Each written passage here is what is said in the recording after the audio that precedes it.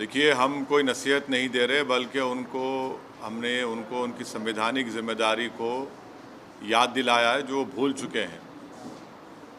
ये जो आरएन जुलूस जो निकाले गए पूरे देश में, और उस जुलूस में हर जगह पर वायलेंस हुआ, चाहे मध्य प्रदेश हो, राजस्थान हो, गुजरात हो, कर्नाटक हो, गोवा हो।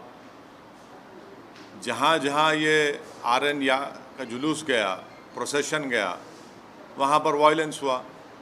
तो वहाँ की सरकारें सरासर नाकाम साबित हुई उस वायलेंस को रोकने के लिए। और क्यों सरासर नाकाम साबित हुई? बल्कि वो सरकारें खुद,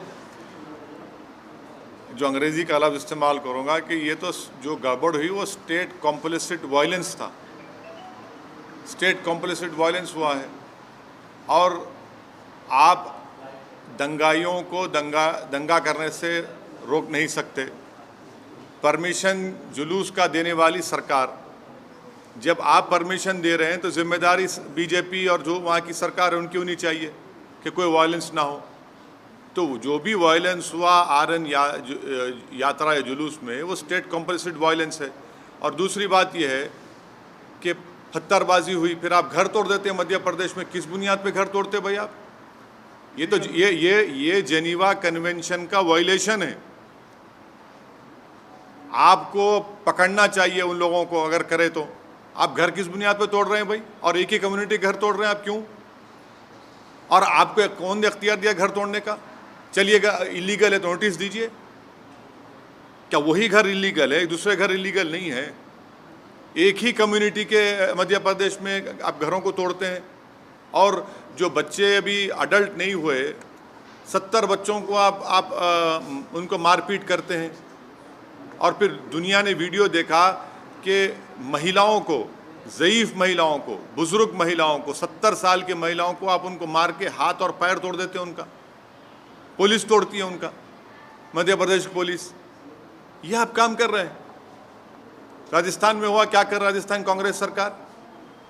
भाई आपकी सरकार ने उनको परमिशन दिया। जब परमिशन आप देते हैं तो कैसा वायलेंस होता है फिर? घर जलाए जाते हैं, वहाँ पर दुकानें जलाई जाती हैं, टारगेटेड घर जलाए जाते हैं राजस्थान में, कर्नाटक में होता है ये। तो ये पूरे कंट्री में इतने 6-7 प्रदेशों में अगर हो रहा है, तो ये देखिए, ये एक ऐसा नहीं है, पूरा प्लानिंग से हो रहा है ये। और आप टारगेट कर रहे हैं वो मुस्लिम माइनॉरिटीज़ को। सिर्फ क्यों कर रहे हैं भाई मुस्लिम टारगेट आप? पहले आप बोलते हिजाब नहीं पहन सकते, सेकुलर स्टेट है। गोश्त नहीं खा सकते, सेकुलर स्टेट है क्या? फिर आप कानून बना देते फिर उसके ऊपर।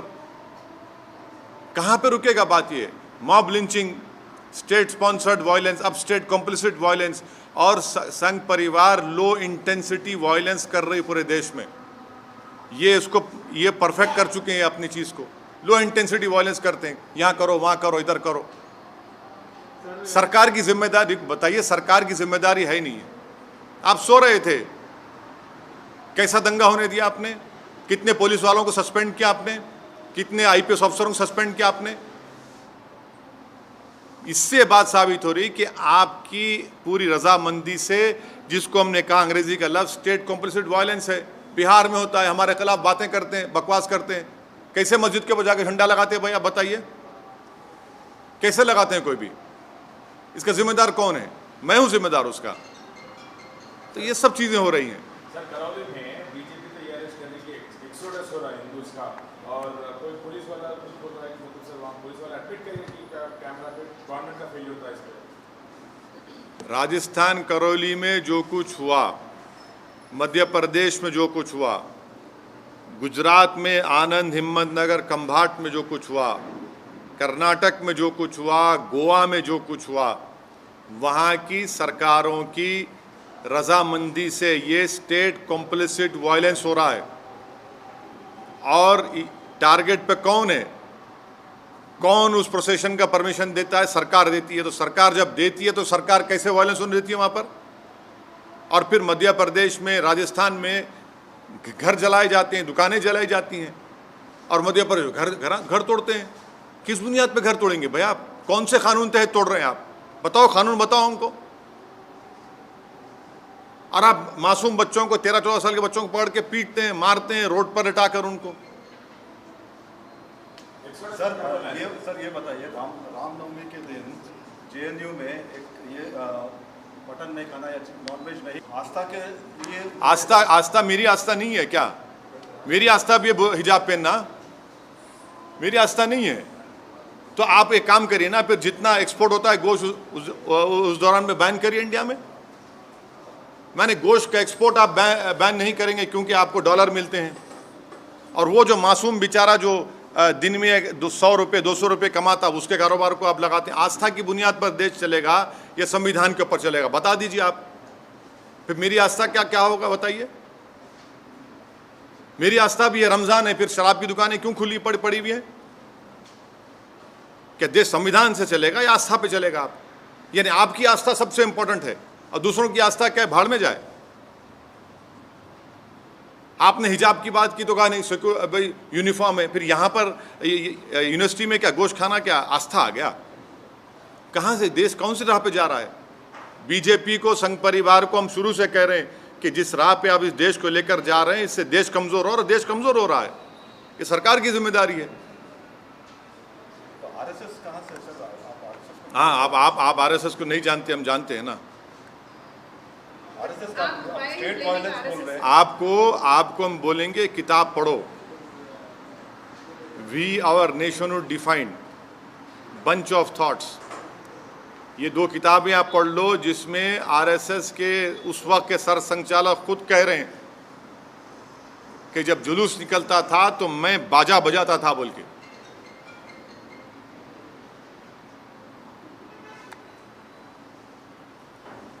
सर, पाकिस्तान में सत्ता परिवर्तन हुआ है, जो नए वज़ीर आला बने हैं वहाँ, वज़ीर आज़म, उन्होंने कश्मीर का राग अलापा है, क्या कहेंगे? अभी ये तो भारत सरकार को जवाब देना चाहिए उनका। भारत सरकार उनका जवाब दिए, प्रधानमंत्री तो मुबारकबाद पेश कर दी उनको। नहीं, आप हमसे सवाल कर रहे हैं। नहीं सुनिए, नहीं प्रधानमंत्री ने क्या जवाब दिया? प्रधानमंत्री ने मुबारकबाद दे दी उनको। देश के प्रधानमंत्री ने मुबारकबाद दिए हैं उनको। नहीं, प्रधानमंत्री ने उनको मुबारकबाद दी है और कहा कि भाई इस खित्ते की अमन के लिए हमको अमन को बरकरार रखना चाहिए, टेररिज्म ख़त्म करना चाहिए। अब देश के प्रधानमंत्री मुबारकबाद दे रहे हैं तो ओवैसी से क्यों सवाल किया जा रहा है? आप कश्मीर से हमसे सवाल क्यों करते हैं? प्रधानमंत्री से भी करिए। अरे हाँ, जब नहीं देश के प्रधानमंत्री जब मुबारकबाद दे रहे हैं शहबाज शरीफ को, तो ओवैसी को क्यों घसीट रहे हैं इसमें आप? सर लेकिन इमरान खान ने भी अपने फॉरेन पॉलिसी को देश के प्रधानमंत्री ने शहबाज शरीफ को, सुनिए, देश के प्रधानमंत्री ने शहबाज शरीफ को मुबारकबाद दी है। देश के प्रधानमंत्री ने, जब शहबाज शरीफ के बड़े भाई नवाज शरीफ प्रधानमंत्री थे उस मुल्क के, तो अफ़गानिस्तान से अचानक जब उन्होंने देखा कि शहबाज शरीफ के घर में लाइट दिख रही तो उन्होंने उतर गए, वहाँ पर दावत में चले गए बिन बुलाए मेहमान बनकर। हैं, हमको क्यों बोल रहे हैं? फिर उसके बाद पठानकोट हुआ, आप प्रधानमंत्री से पूछिए, वो मुबारकबाद दी है। फॉरेन पॉलिसी नहीं, लेकिन अरे हम प्रधानमंत्री ने जो मुबारकबाद दी है शहबाज शरीफ को, असदुद्दीन ओवैसी को क्यों पूछ रहे हैं आप? प्रधानमंत्री चीन के ऊपर नहीं बोलते। प्रधानमंत्री चीन का नाम लेने से डरते हैं। प्रधानमंत्री वो इलाकों में जहां पर आज हम पेट्रोलिंग नहीं कर सकते, उन हिस्सों में जो भारत का हिस्सा पे चीन बैठा हुआ है, डेप्सांग में क्या हो रहा है, हॉट स्प्रिंग में क्या हो रहा है, डेमचौक में क्या हो रहा है, प्रधानमंत्री बोलते ही नहीं है। और मैं प्रधानमंत्री से कह रहा हूं कि हम इनकी खामोशी से ऐसा लग रहा है कि कहीं सियाचिन हमारे हाथ से चीन ना छीन ले। ये खतरा है देश के लिए। सर, हम आपसे सवाल इसलिए पूछ रहे हैं कि पाकिस्तान के वज़ीर आज़म ने कश्मीर की बात उठाई और कश्मीर के कई मसलों पर आप सरकार को घेरते रहे हैं। जब देश के प्रधानमंत्री चीन पर नहीं बोलकर शहबाज शरीफ को मुबारकबाद देते हैं तो ये सवाल देश के प्रधानमंत्री से पूछा जाना चाहिए, असदुद्दीन ओवैसी से नहीं। मैं देश का प्रधानमंत्री नहीं हूँ। देश के प्रधानमंत्री ने खुद मुबारकबाद और मीठे मीठे अल्फाजों में शहबाज शरीफ के प्रधानमंत्री बनने पर उनको मुबारकबाद दी है। वो कर्टसी है सर। हाँ, तो अच्छा, आप अभी प्रधानमंत्री के स्पोक्स पर्सन बन चुके हैं, जर्नलिस्ट नहीं रहे आप। मुबारकबाद पेश करता हूँ आपको।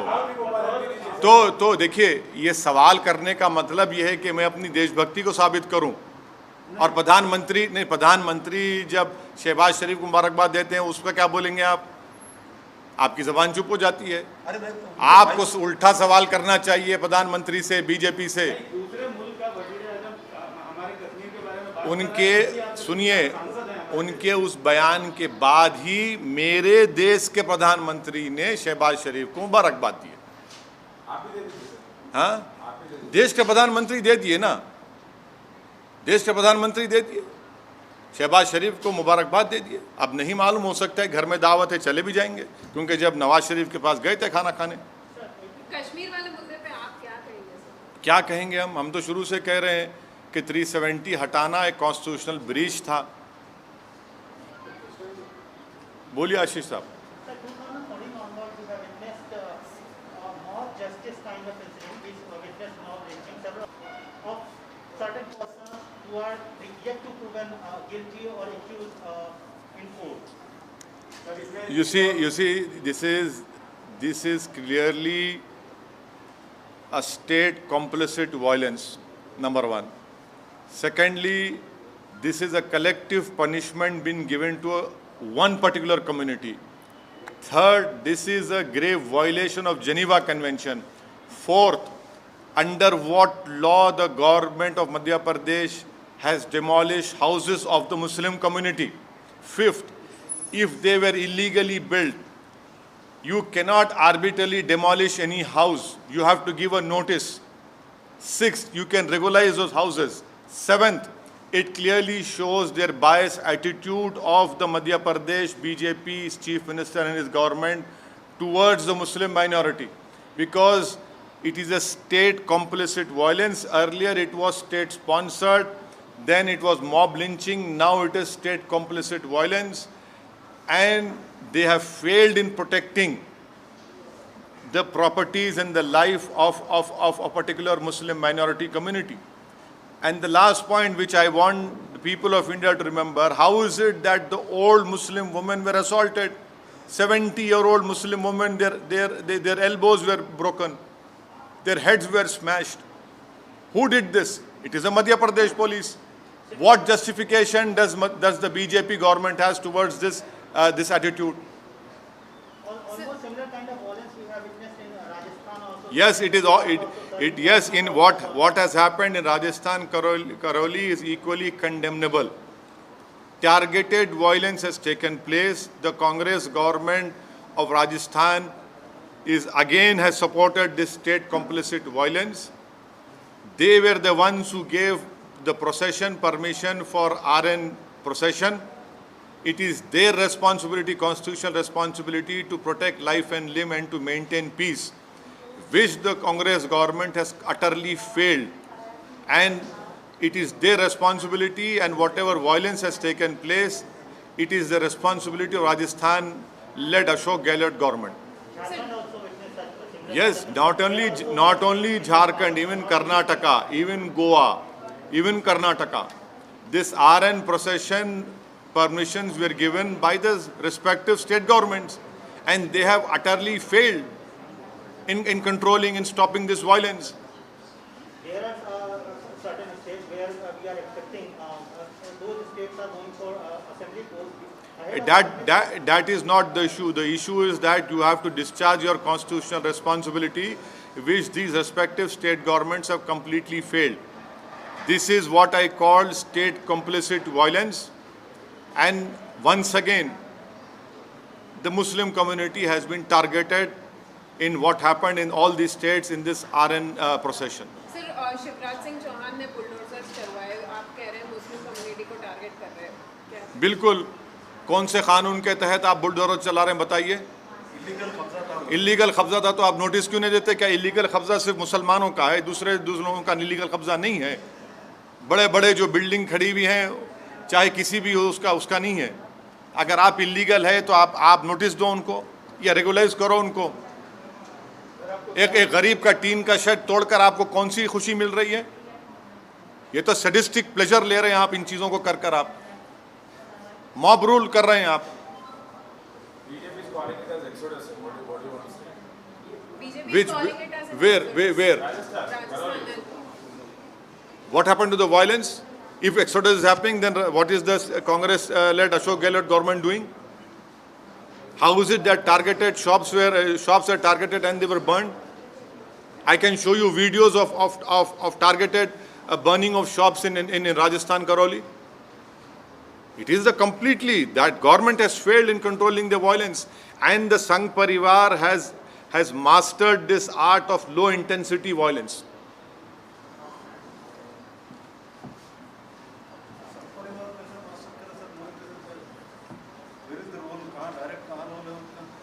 नहीं पूरे आसमान से आए ना, यहाँ के नहीं थे वो। नहीं सही है, बिल्कुल से आसमान से आए थे। और जो वीडियोस जो आ रहे हैं उनके नारों के, उनके प्रोवोकेटिव बकवास के, एक जगह भी लोकलाइज जो भी थे वहाँ पे लोकलाइज। हाँ, और बिहार में मुजफ्फरनगर में वहाँ पर मस्जिद के ऊपर झंडा लगाना RSS वाला था सब। बिल्कुल। कौन रहते फिर वो लोग? कौन है? संघ परिवार। देखिए वो संघ परिवार के लोग हैं, नहीं है आप तो नहीं ना संघ परिवार के। सर आप आरएसएस को क्यों संघ परिवार के लोग इस देश में लो इंटेंसिटी वायलेंस करने के लोग मास्टरी हासिल कर चुके हैं। कैसे कोई जुलूस के दौरान में मस्जिद के ऊपर झंडा लगा सकता है? पुलिस क्यों खामोश बैठी थी? क्या हम नहीं देख रहे कि आप हिजाब शुरू होता, कभी गोश्त शुरू होता, कभी दिल्ली का राइट होता, कभी मॉब लिंचिंग होती है? क्या हो रहा है फिर ये? इनका फायदा क्या होता है सर? लोग ये बहुत अच्छा हेट्रेड है। हेट्रेड आप पैदा कर रहे हैं इस देश के नागरिकों के खिलाफ, जो एक मजहब पे चलने वाले हैं। आप उनके खिलाफ हेट्रेड पैदा कर रहे हैं। सर उत्तर प्रदेश में जैसे बुलडोजर हिट हुआ, तो ये मध्य प्रदेश में जो बुलडोजर चला, आपको लग रहा है कि इसका विस्तार है? बुलडोजर का जो कॉन्सेप्ट बना है नया, उसका विस्तार हो रहा है? अगर आप किसी का भी घर तोड़ रहे हैं बगैर नोटिस दिए, तो वो नंबर 1 एक कलेक्टिव पनिशमेंट है कम्युनिटी के खिलाफ। सेकेंडली, अगर वो इलीगल तरीके से बनाया गया तो नोटिस देने का ये प्रिंसिपल्स ऑफ नेचुरल जस्टिस के खिलाफ है कि बगैर नोटिस दिए उसको तोड़ रहे हैं। थर्डली, आप वायलेंस को रोकते नहीं है, आपकी नाक के नीचे वायलेंस होता है और उसके बाद आप ये सब तमाशे करते हैं।